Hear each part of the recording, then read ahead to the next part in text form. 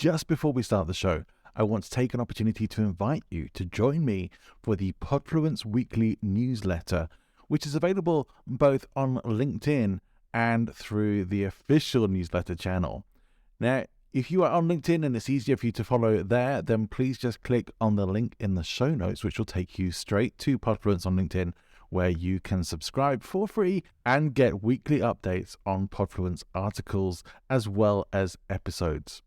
If you would like to subscribe to the full newsletter where you'll get additional materials and, as my little incentive to you, my pre-podcast guest checklist for you to use when you're appearing on podcast shows so that you can be fully prepared every single time, then please click the link to the official newsletter in the show notes. Hope to see you there. Let's get on with the show. Welcome to the show. My name's Johnny Ball. This is Speaking Influence, the show where we dive into the world of influence and persuasion to help you build your authority in your industry and become a powerfully persuasive communicator.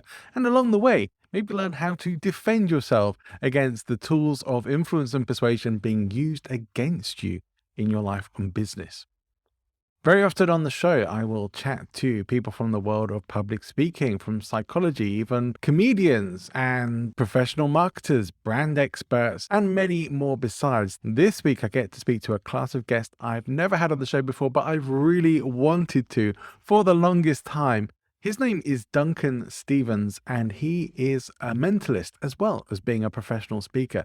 Now, if you don't know what a mentalist is, these are the kinds of people who use sort of hypnosis and mind magic to trick you into things or to influence and persuade you in some very spectacular ways. And they'll do that in a stage show, and it can be amazing. If you've never seen somebody like Darren Brown, for example, then you definitely want to start checking this stuff out. It's quite incredible what they can do. And Duncan does a little bit of magic in the show here as well, but he's primarily talking about influence and persuasion. He is the founder of the Influence Association in the UK and has written an amazing book, which we are going to be talking about in the show too.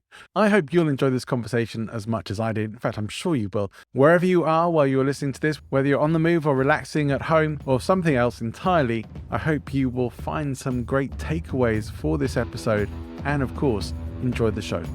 Welcome to Speaking Influence, the show that helps you to master the psychology and application of ethical influence and persuasion in life and business with persuasive presentations and podcasting coach, Johnny Ball. Welcome to Speaking Influence. Now, I am very excited because when I get to have guests come on the show who I've been hoping to speak to for a long time, that makes me excited.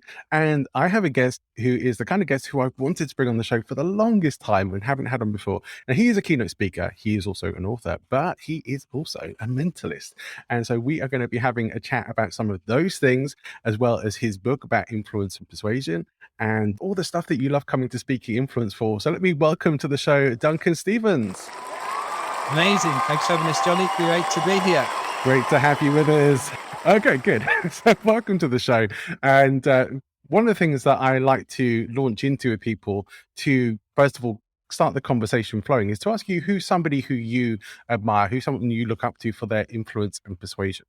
I think you wouldn't be worth your salt in influence and persuasion if you didn't mention Cialdini, of course. Wouldn't mention his name, of course, the godfather of influence and persuasion, but he does that in a very formal way and what the kind of tools that you'd use in business. However, if I was to look up for somebody who kind of tweaks influence and persuasion, entertainment, spin on things and uses it for entertainment, I would, of course, say Darren Brown, the kind of two leaders in their specific field. So yeah, Dan Brown looks at it in a more entertainment, digestible way. I sometimes feel, Cialdini's books are sometimes this thick, and whilst they're full of great information, sometimes you like to experience inspiration in a bit more light-hearted manner. So, I would agree with you that those are both names of people who I would love to get on my show. I'm not sure I'm quite big enough for them yet, but hopefully at some point. Start with me. Oh, we've had drinking on. Yeah, go on then. Yeah, hopefully I'm working my way up to that, and I'm certainly very glad. I feel like I had to work my way up to having guests like yourself on, Duncan, as well, and that's a great privilege for me. I know I'm sort of working up to some of those top names at some point in the future as well. Those are great examples, and people who certainly I've followed in the world of influence and persuasion as well. And one of the things I loved what you said there as well is that you mentioned about how someone like Cialdini has a lot of information in his book, but perhaps you don't always take away the practical side of that. And I know in your book, you talked about how you felt it was important to have the takeaways, to have the stuff that this is how you would use that. It's like, yeah, you can see the study, but what does it mean to you if you don't know how to apply it? Yeah, no, absolutely. I think if you look in my book, I try and lead with a question that you could essentially pose to yourself before getting into which poses come to the masses through, let's say, Darren Brown or magic, let's call it. Often people go, well, that must be set up, or I wouldn't behave like that, or of a building, as one of Darren Brown's especially, I would be influenced to push somebody off of a building. As you know, often with some of the steps in any form of influence and persuasion, you don't go for that big act. You might build it up slowly. So unless it's situational, sometimes, or you ask to think about it, you probably start thinking, oh no, I wouldn't do that. And this is why I think one of the books, one of the experiments I spoke about, is perhaps the most famous, is the Milgram experiment, which I'm sure your listeners are aware of course. Yeah. Milgram getting somebody to fire up increasingly powerful volts onto a participant, which is actually an actor, but then the actual person taking part is actually the person in the experiment. Yeah. But I start off with making the illusion of that powerful of voltage is linked to pulling back an elastic band on your hand, which is equivalent to 15 volts. Because when we look at the numbers of like, would you really electrocute somebody with 15 volts? Oh, what's 15 volts? Yeah, go on then. What's 40 volts? But if you put it in a context of any form of influence persuasion, I think when you contextualize something, I think that's really what gives it's the substance and the belief and the appreciation of what influence persuasion is. Yeah. I think probably anyone who's read like Cialdini or your book or any of the sort of significant books on influence and persuasion hopefully will have come across Milgram's experiments before and be very familiar with that. And it is important, especially understanding how we are influenced by authority in that particular situation as much as anything else. And I guess there's a social proof aspect to that as well. You have a pretty nice definition of influence and persuasion in the book, and it's something that I've often tried. Had various ways of describing, trying to make it nice and simple for people, sometimes diving into that a bit. But for the benefit of our listeners on the show, how do you describe influence and persuasion? What did they put in the book? What did you write? To your own book to you here? You're testing me. Influence and persuasion. The thing is, I put it in my words, in how I see it. I think influence and persuasion, rather than me just going from a book and saying this is it, everybody has a different way of interpreting what influence and persuasion is for them. And certainly doing my shows, my feeling of influence and persuasion would be very different to the next person and very different to the next person. So I don't think it sounds like a cop-out, but I don't think there's any one set way of defining influence and persuasion, because some people, for example, one of, I believe, the most important things of influence and persuasion is authenticity. And with authenticity comes all of the beautiful things in a human being, i.e. empathy. I love sharing, caring, all the things that we are a bit more spiritual, a bit more twee, that we wouldn't naturally associate with influence, because influence to some people is seen as manipulation. It's not. If you're doing it like that, it's very wrong.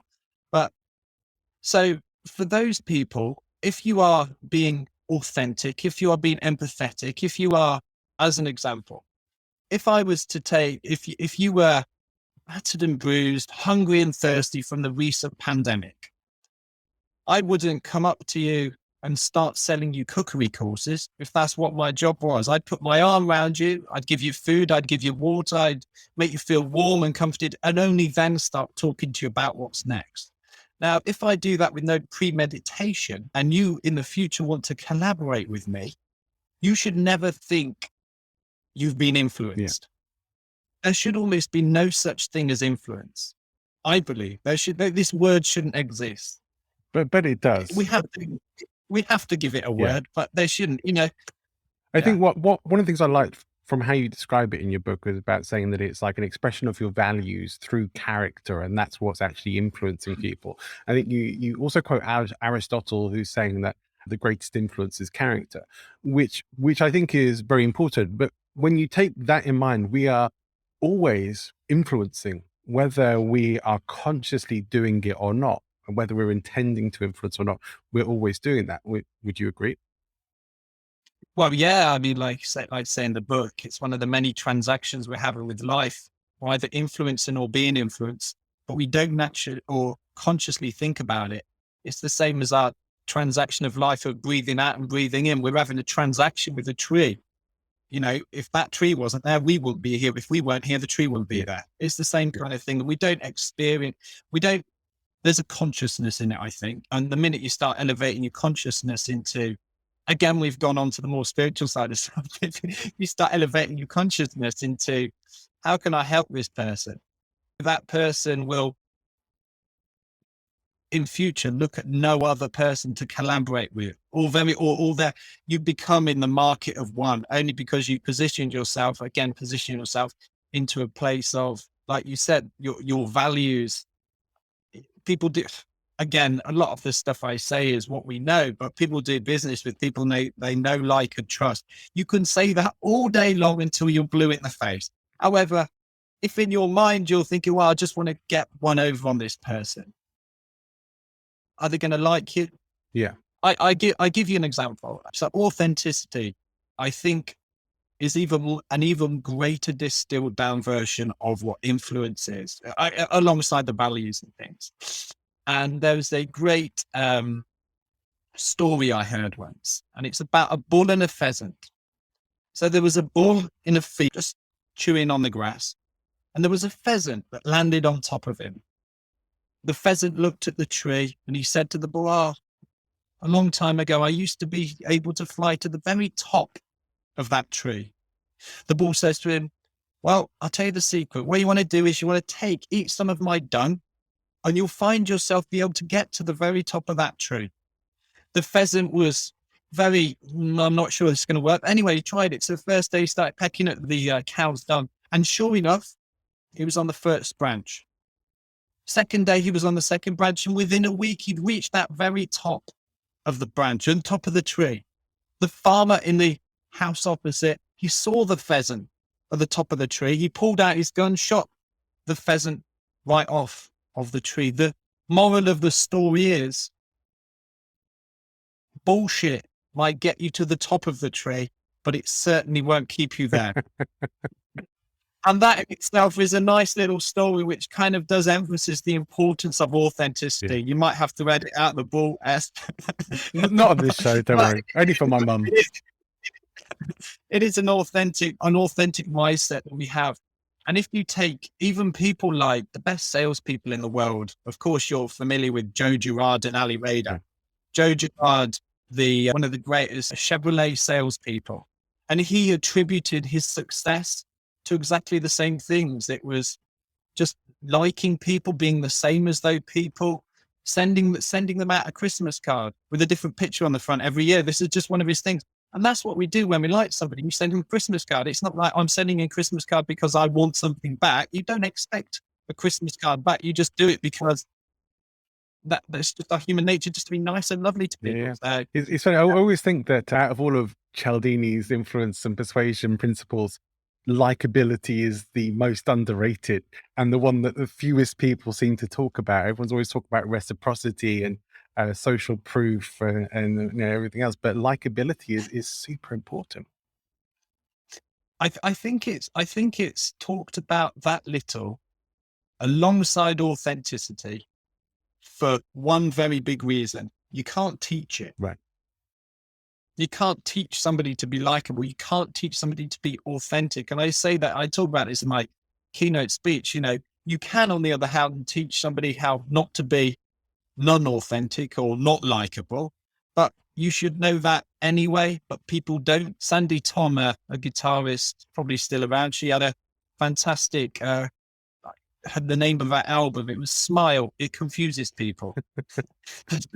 likability of just smiling. We've kind of lost this now a little bit, but yeah, you're absolutely right. Likability, 100% agree. And I authenticity. was delivering a corporate presentation just last week, and really the whole theme of that, because it was related to people who were working at trade shows, was about having this warmth and approachability that people should feel that they can come up to you, that they want to, and that they can feel relaxed with you and think, oh, I like this person, and that you can feel like that with them. But it has to come from something genuine.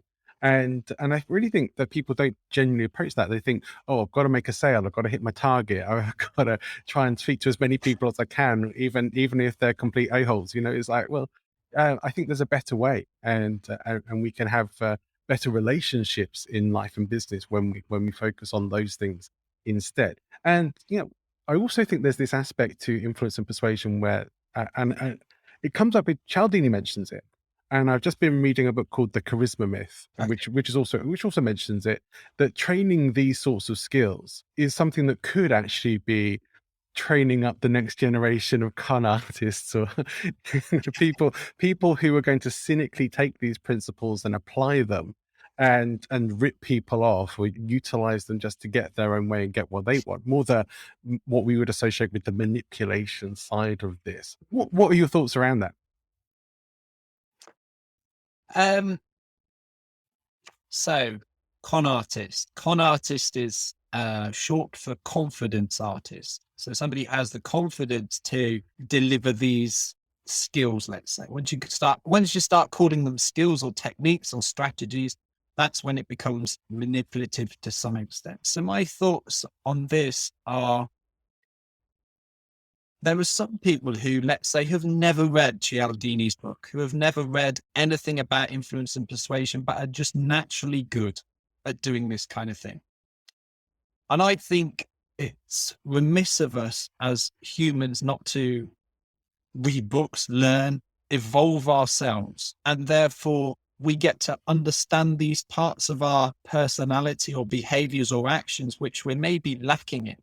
And books or learnings may merely lend to highlight those parts. And I think if you're highlighting those, you can approach them in your own way. So Cialdini's not written a book which says you must do this. This is the law of influence.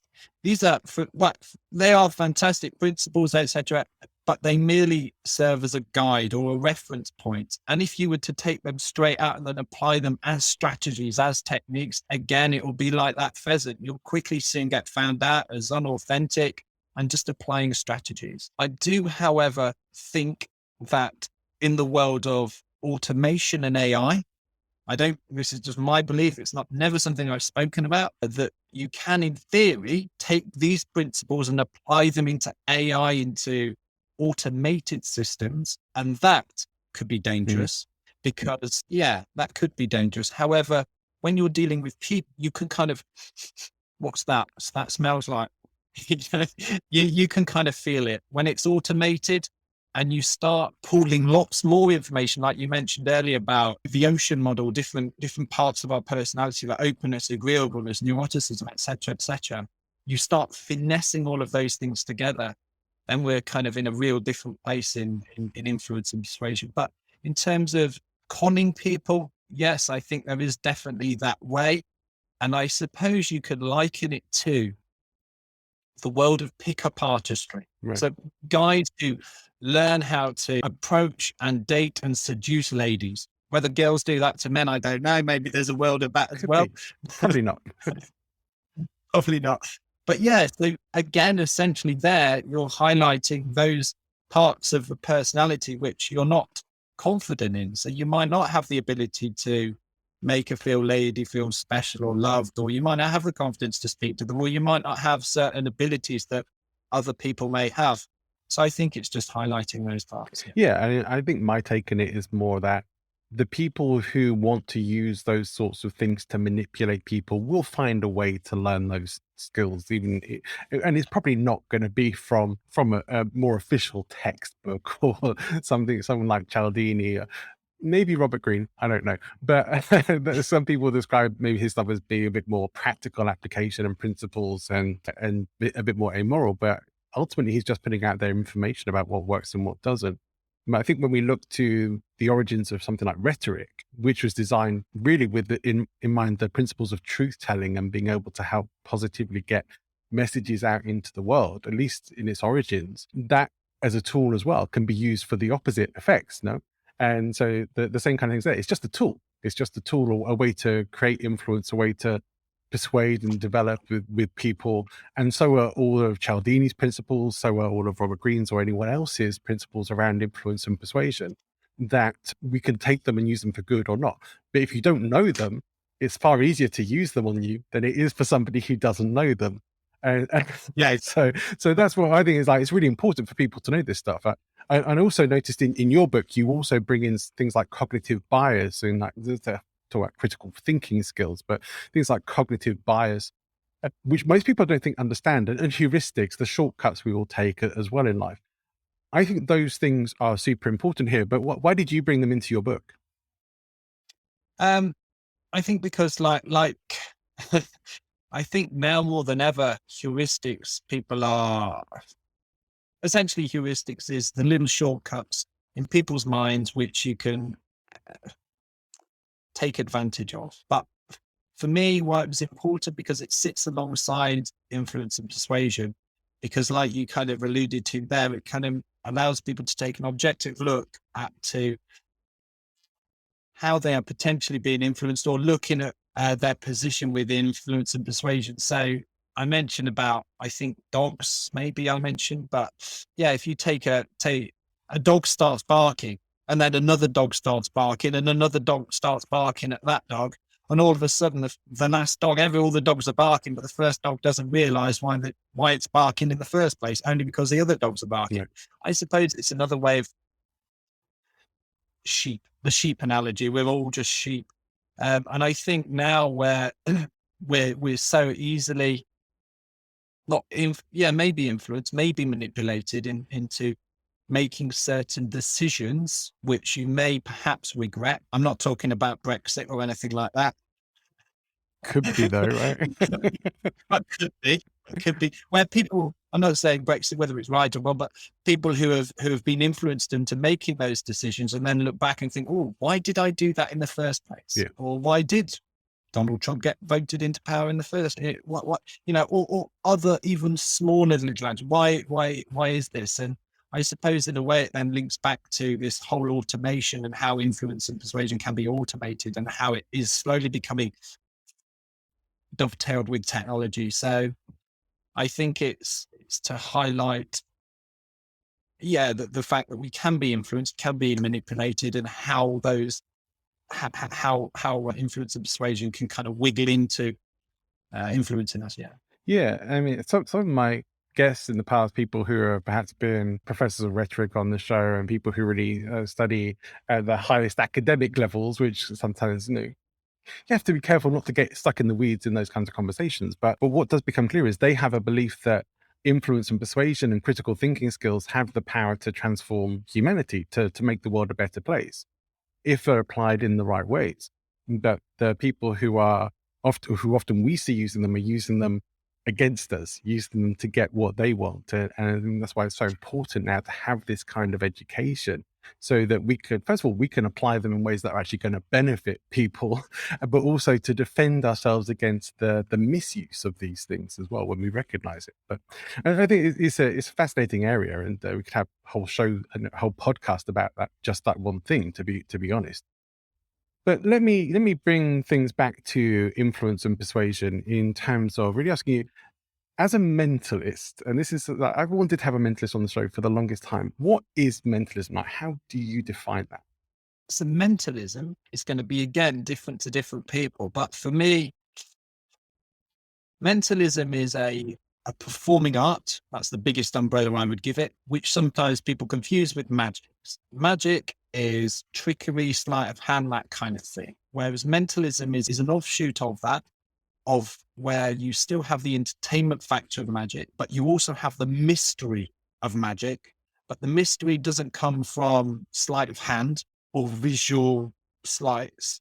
It comes from more influence and persuasion, psychological sleights of the mind, if you will. So that's how I would probably describe it. It's more influence and psychologically based magic, but not magic, because magic is a different field. So I think, as with any form of mentalism or any form of kind of mystery arts, you probably use influence, persuasion, showmanship, a little bit of magic, a little bit of misdirection, and you mix them in different elements. Mentalism is a lot more heavily based on the psychological elements. So, yeah. I know when we watch someone like Darren Brown, who you mentioned earlier, on his TV shows or specials, there always seems to be this element of hypnosis to a lot of the stuff that he does. And yet, having read some of his books, he doesn't really seem to be a big believer that hypnosis is a real thing. It's just like a psychological process, but it's probably not what we think it is. Well, do you involve that in your mentalism? Is that something? And do you think hypnosis is a thing? No, a great question. A great question. So much like influence, it is a thing, but it's also not a thing because it shouldn't be a thing. Hypnosis is a thing, but it's not a thing because it is essentially another word for suggestion. But suggestion is got so many other uses to it anyway, so you have to give it a new name, if that makes sense. So hypnosis is essentially just a deeper level of suggestion. So I have dabbled with hypnosis, and when I kind of do a part interview with the person who's been hypnotized, I ask them, what was that like for you? And it was, I just found natural for me to do it. And so it is just a form of suggestion. And the way you progress hypnosis to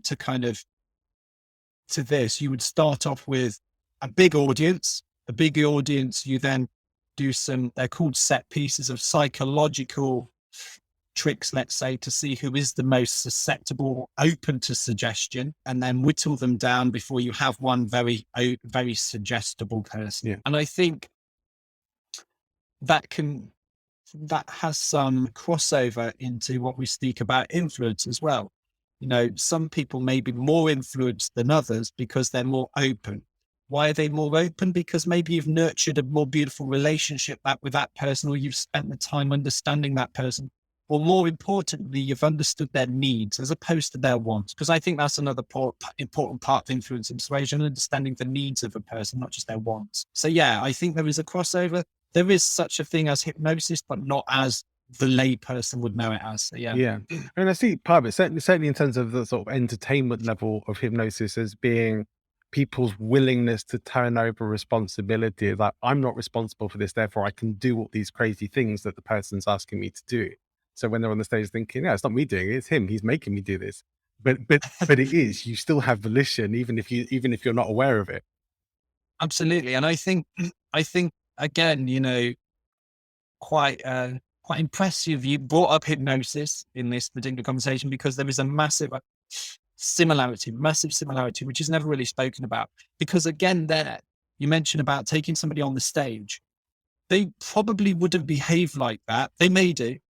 They probably wouldn't behave like that if they didn't feel safe in that environment. Right. And the same was influence persuasion. People wouldn't behave a certain way if they didn't feel safe to do so. And I don't mean safe in the typical way. I just mean they're not going to be made to feel silly, or if that's something that they're worried about, or they're not going to be made to.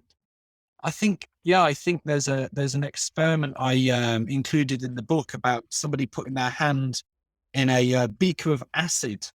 If you read through the book, I forget the experiment in its entirety, but there was a beaker of acid that the participants could very well have put their hands in, but only because they knew that the person conducting the experiment would never let that happen. They didn't do it. Read it. It's a fascinating experiment, but there is a great deal of similarity between hypnosis and influence and persuasion. Yeah. And I suppose if you combine them, that's when it becomes manipulative. Yeah, I guess so. I mean, you mentioned in your book as well that manipulation isn't necessarily a bad thing. It just has a lot of bad associations, but the word itself is actually pretty neutral. It's just everything that has become more commonly associated with it, which is why even on shows like this, tend to avoid using it or only really refer to it in a negative context, which again just goes on to keep reinforcing that. But ultimately, that's pretty much where the common definition is at, right? Yeah. I think manipulation is essentially more heavily more heavily focused on premeditation.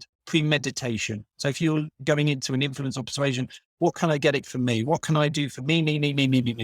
And it's premeditated. That's where it becomes manipulative. Yeah, I For think. sure. Now, you did bring up earlier the 5-factor personality model. Can you tell us a little bit more about that? You mentioned some of them already. I think openness and agreeableness and neuroticism. Well, what are the 5 factors in the personality model?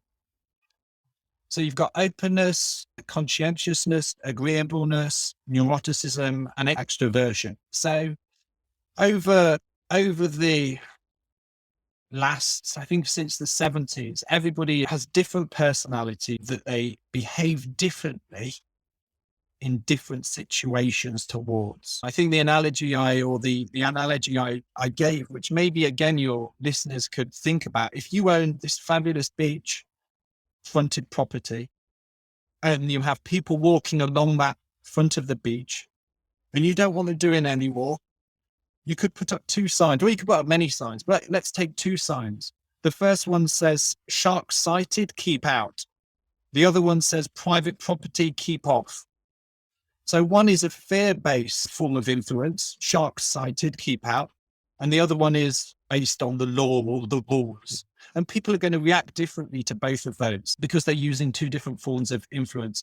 And so this is essentially how influence has become in terms of Facebook or Instagram or targeted marketing, because you might react a different way to the other person, yet still using the same influence, let's call them techniques for now, because you are a different personality, because you've been brought up differently. Your worldview is very different. And I think it's important to give those things some consideration as well, just as much as the Cialdini principles of persuasion, because you might have a different form of religion. You might read the different kind of newspaper. You might have a different world belief. You might have children. And if you've got children, you might behave somebody differently to somebody who's not got children, et cetera, et cetera. So I think these 5 forms of five personalities are essentially a distilled down version of the many millions of thousands of different individual personality traits that we have, and how that you can tailor your influence to these, just more randomly. Would you say that all the 5 types are equally persuadable, or are there some types that are perhaps more susceptible to things like suggestion and say manipulation and other forms of influence and persuasion? I think that if you are, let's do this. You're in a top floor of a building, and you open up the door, and it looks out onto a tightrope leading over to the next building. If I gave you £10,000 or $10,000, Johnny, would you do it? Would you walk along that tightrope? I would not. You would not. How about if I was to give you $50,000? There is no amount of money. No amount of money. What about if that room was on fire? The one that I was in. The one that you... If that was my only escape route, I might just. Exactly. So you there are not motivated by money. You're motivated by the fear and of course death, or of course survival. Now, for some people, we may never. I've distilled that down, but some people may go, "Yeah, I'll take you 10,000. I'm off." But equally so, if we were to link this back into a work environment, which I think is really important for your listeners as much as anything else, just talking about influence. If you're a manager and you want to motivate your staff through an incentive, you may think, oh, let's give £100 to Tom. Tommy could do with £100. That's going to incentivize him. And you might think you could have a blanket approach to give everybody £100 when they do something great. However, Julie may have 3 children that she doesn't get to see as much as she wants, and she'd love to go and pick them up after school. Her motivation would be leaving just 20 minutes, half an hour early. Bob may like his bottle of champagne, but Cheryl, she doesn't drink, so you wouldn't incentivize her with the bottle of champagne. We conducted a study based on these kind of ideas with the Influence Association, and we asked people, we got a survey of about 5,000 or 6,000 different people to find out what motivates them, or what influences them the most. And out of all of those things, bottle of champagne, some money, etc., the one thing that came out most was a handwritten note from the director, from the boss. handwritten note from the boss. I don't know. I'd probably take the 10,000. But that wasn't everybody. That was everybody. So yeah. So in answer to your question, which I've kind of gone off at a tangent, everybody is going to have different motivations, and everybody is going to be influenced slightly different based on their personality. Right. And I think that those two examples kind of emphasize that. You mentioned in your book, and I think you're showing here as well, that you are pretty good at getting to what somebody's personality model is very quickly.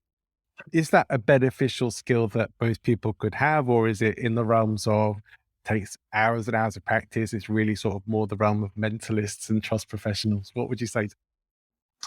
So yeah, so I say that in a loose way. I mean, I couldn't do it 100% of the time to 100% of the people, but the more you engage with people, the more nuances that you see in people, which are unbelievable, and how similar people are. So I often say one of the most predictable things about people is the fact they believe they're unpredictable. Right. And by default, that makes them more predictable. So with that in mind, you can kind of guess what actions certain people do or what behaviors they're going to do. And again, when we mentioned about hypnosis, if somebody comes up on the stage based on out of this wide audience, who's coming up, who's really wanting to come up, they're going to be influenced slightly different to somebody else. So yeah, I'll take an example for you actually. So a deck of cards. Mm-hmm. I did say there was a kind of an element of overlap between magic and mind reading. I don't do anything with cards only because sometimes people think it's a magic trick. But I'm going to tell you there's one card face down inside of here. Now, absolutely hands on your heart. I've not asked you to beforehand to think of a playing card or set anything up beforehand, no? No. Perfect. So what I want you to do is think of a color, red or black. Let's break it down. Think of a color, red or black. What do you want to go for? Red. Do you want to go for a diamond or a heart? Diamond. A number or a picture? Picture. Don't go for a king. Everyone picks a king. Do you want to go for a jack or queen of diamonds? Queen. Queen of diamonds. Now, there is one card face down inside of here. I don't want to do any magic or anything like that. Absolutely sure. And the queen of diamonds, you can change if you want. No, we'll go with the queen. So slow, so fair. Queen of diamonds. If I take these out, try and do it as slow as possible. We're going to see one card just there, yes? Yep. And it's not the jack.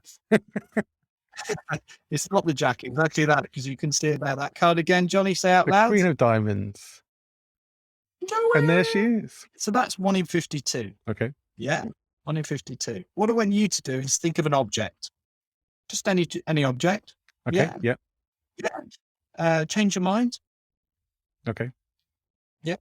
And now what I want you to do is really delve into the back of your mind and bring whatever that really weird, quirky, unusual object is to the front of your mind. Okay. Yeah. And once you've got that in mind, really make it bright, really make it vivid, really focus on that. Okay. Yes. Is there any, just yes or no, is there any way I can know what this object is? No. There is no way. There is no way, is there? There is not. So, what's your favorite color? My favorite color is brown. Brown. Okay. I'm going to try and go for this. I need to ask a few questions. What's your, if you could do anything in the world, what would be your dream job? Oh boy, a full-time podcaster, I guess. I'll say, and you, indoors or outdoors? That's mostly an indoors thing. So indoors. Okay. And I mean, in life in general. Indoors or outdoors? In general, yeah, I'm kind of indoorsy, I guess. Okay. I'll say maybe this. I've drawn a little picture of something you're thinking of, and maybe that you changed your mind a few times, and then you're thinking of something. What was the object you were simply thinking of? It was a tuba. A tuba, just a tuba. It was a fox playing a tuba. A fox playing a tuba. Yeah. Okay. If you could make this fox any color in the world, what color would you give it? You can just say it. Just think. Pink. So a pink fox playing a tuba. Yeah. Not the best picture in the world. I put this. Oh my God. That's That is a fox. crazy. That is crazy. Did it on-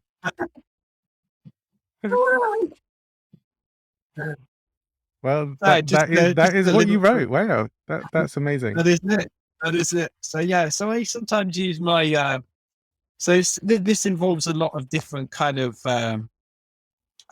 abilities. It's not just influence and not just persuasion, but there is that underlying influence persuasion to it as well. So yeah, just a couple of little demonstrations. So yeah. That honestly, that's amazing. But does that really speak to our predictability, or does that speak to predictability and a few other things added in?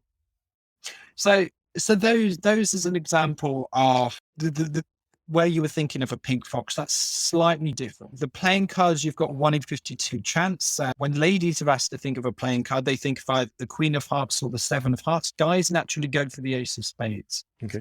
So based on those three things, if you know that I know that that's what people think of, you're probably going to go to the opposite end of the spectrum. So you still went with the Queen, which is psychologically one of the most popular cards, but a diamond. There's rare that guys go for the hearts. Right. And I'm just doing this as an example. Guys who generally want to be the alpha male of the group, they'll probably go for the Ace of Spades because they think I'll never get it. But by default, one of the most predictable things about people is the fact they believe they're unpredictable. It makes it easier for me. It's the same as if I was to ask an alpha male of the group to draw any object they want, be as creative as they want. They're probably only going to draw one of two things. And they probably both can't be mentioned on this show here. But they think they're being funny, and then they reinforce that by showing their friends and laughing. Now, that's not that's not being 100% influencing them. The influencing is already there because they've kind of influenced themselves. Right.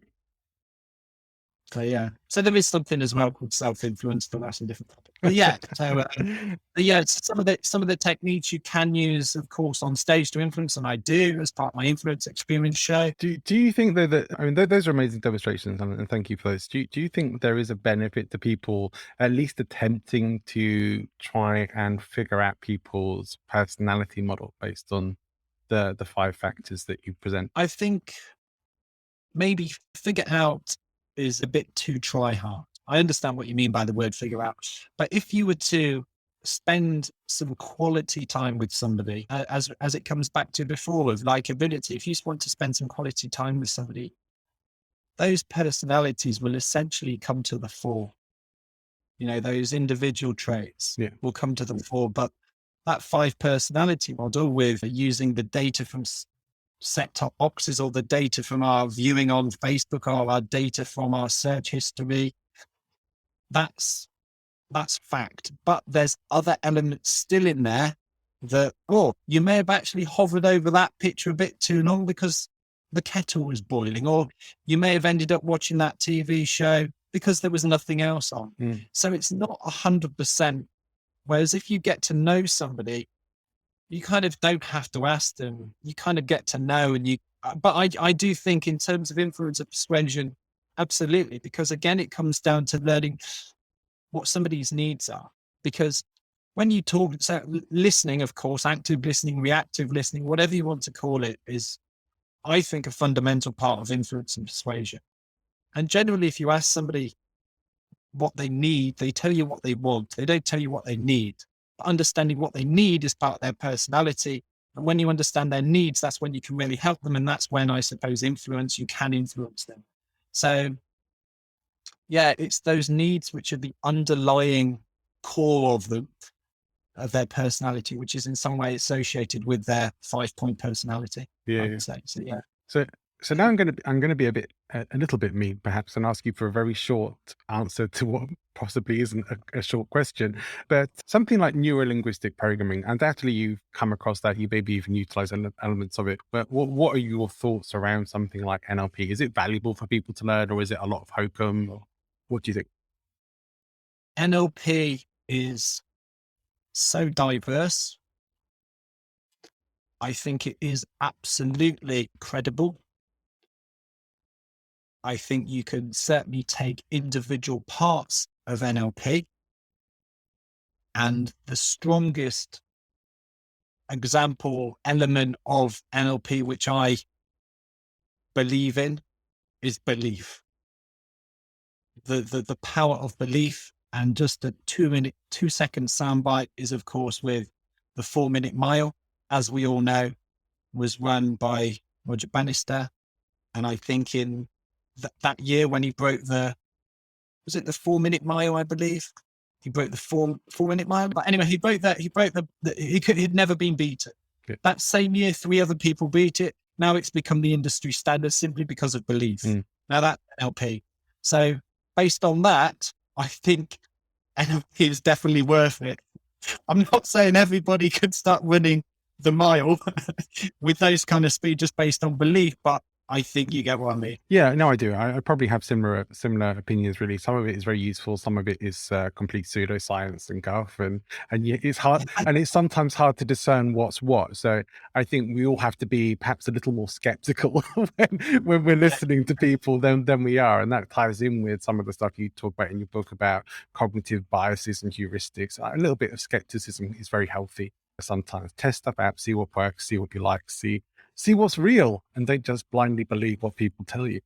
This is all super important stuff. Now, we talked a lot about some of the content of your book. For people who want to find out more about it, what's the best way for them to check it out? Yeah, Amazon. Go on Amazon. Effective Influence. 65 ways to become more influential. You can check out my book there. Lots of different experiments, some that we conducted, some that I've gathered from around the world. But yeah, if you wanted to connect with me, I'm on LinkedIn, Duncan Stevens, or you could find me on my website, duncanstevens.com. Great. Yeah. And also, if anyone wants you to come and talk about these topics as well, LinkedIn would probably be the best place for them to get hold of you too, right? Yeah, or duncanstevens.com. Perfect. Yeah, I'm there. You watch some show reels. You can maybe watch some more clips of Influence and Persuasion. So, yeah. Great. Yeah, I think people would probably find the book, if they're interested in this show, they're certainly going to find a lot of interest in your book. And particularly that you don't just cite experiments, you really talk about some of the application and what we can take away from that, which is something I haven't seen in many books. And I've often said when I see people, I'm not going to name names, but some of these people who've written influence and persuasion books that are essentially just rehashes of Cialdini or other people, that they don't really add anything to the conversation, or they don't at least give clarity or application, and you do. And so that was very helpful, and that's something that's really worth people checking out.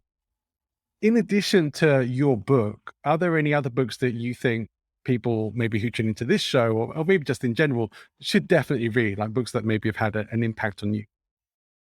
I think you could probably take 2 books, which are a little bit off kilter. I'm not going to say Cialdini because I think he gets plugged far too much.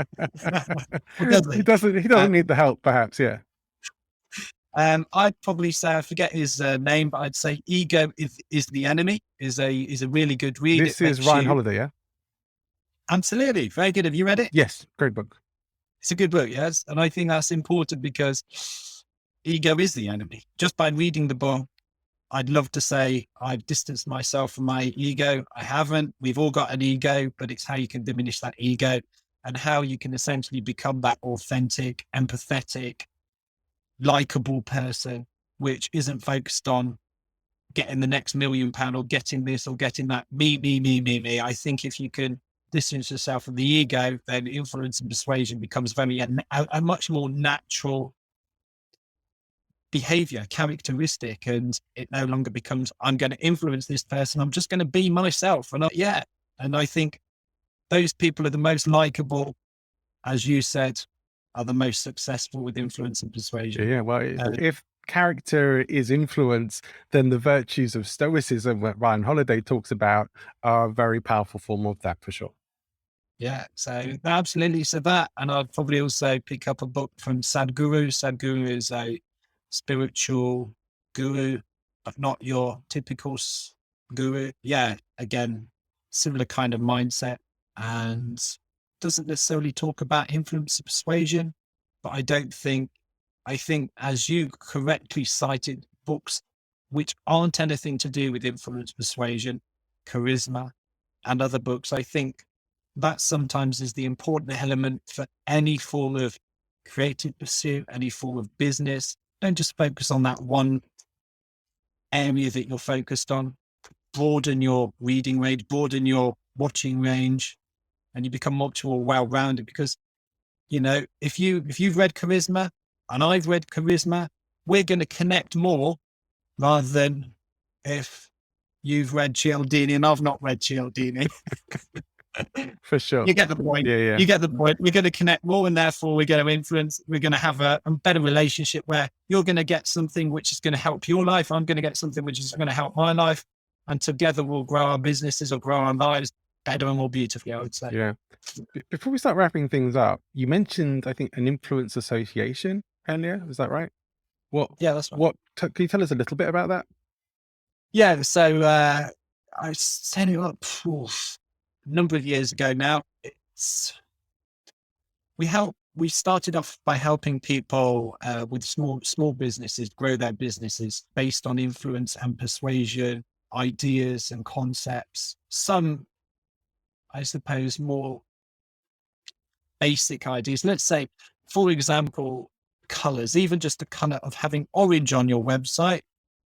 Through thousands of studies, orange is a more influential color than any other color to increase your click-through rate on your website using the color orange. And just little ideas like that. This thing grew, and then we got asked by other people to give keynote presentations on influence and persuasion. And then we started moving into running a few studies, like an undercover influence and persuasion, see how people as managers were influencing their staff, what they could tighten up on, things like that. So yeah, we offer a range of, I suppose, quirky approaches to businesses, which they wouldn't normally approach. But yeah, I think we love helping less established businesses just as much as established businesses grow their businesses through influence and persuasion strategies and techniques like that. And Right. like I said, it's not just the bigger picture thing. It is more granular stuff like how best to construct a website, how best to create a business card, how best to do these kind of things. But there's also the bigger things which feed into the book, like our undercover experiments and stuff. Yeah, perfect. So if people want to find out a bit more about the Influence Association, is that on your website or is there somewhere else they should go for Yeah, that? just go to influenceassociation.com and Perfect. say hello. Yeah. Awesome At least stuff. I think. Now, this may be a hard question to answer for you because you might be struggling to choose between them, but what is your influence and persuasion superpower? My influence and persuasion superpower is authenticity. I think if you were to meet me on the street, in a pub, in a restaurant, wherever, I'd be the same. I'm the same person all the time. And I think having an authentic approach in your life is important because we're so often presenting the best versions of ourselves, whether it's on Instagram, whether it's here, there, and everywhere. And I think having an authentic approach to life not only is a positive to people, but also shares your vulnerabilities as well. And I think we all have vulnerabilities, and where we all have vulnerabilities, again, we can connect with those vulnerabilities, not just because we want to connect with somebody with vulnerabilities, but I think we just like to connect with people who are authentic. Oh, he's an authentic guy. He's a nice guy. I really get on with him. He's a nice, that I believe is such an important thing. And unfortunately, in the world, which has become increasingly unauthentic because of social media, and it's easy to say that, but I think it's the easiest way to move away from manipulation, to move away from premeditated influence. It's the easiest way to, form beautiful relationships with people just by being yourself, being authentic. And where authentic is, what is the ego, or at least you should. You can be the observer of the ego and what isn't the ego. Yeah. I sound like a spiritual guru here. No, I really am. you know what? I'm one of the least spiritual people you could meet, probably in many ways. But I agree with you, and I think that perfection or perfectionism that we see on a lot, probably in the Instagram lifestyle or perhaps on TikTok as well. These people who seem to have it all together and they look fantastic and they seem to have these glorious lifestyles. It's not real. It's like it's only one small segment, or it's an illusion, or it's manipulated, or it's certain filters or whatever else. You are not seeing the real picture. Whereas people who will share at least, maybe not all their dirty laundry, but some of their imperfections, that's a lot more real. It's a lot more relatable. And perhaps we should give a bit more attention and focus to those people. And therein lies a very funny little finish to this, because those people who are displaying this unreal life are called influencers. But that doesn't make sense. They're influenced on a different level. So it's the world's gone wacky.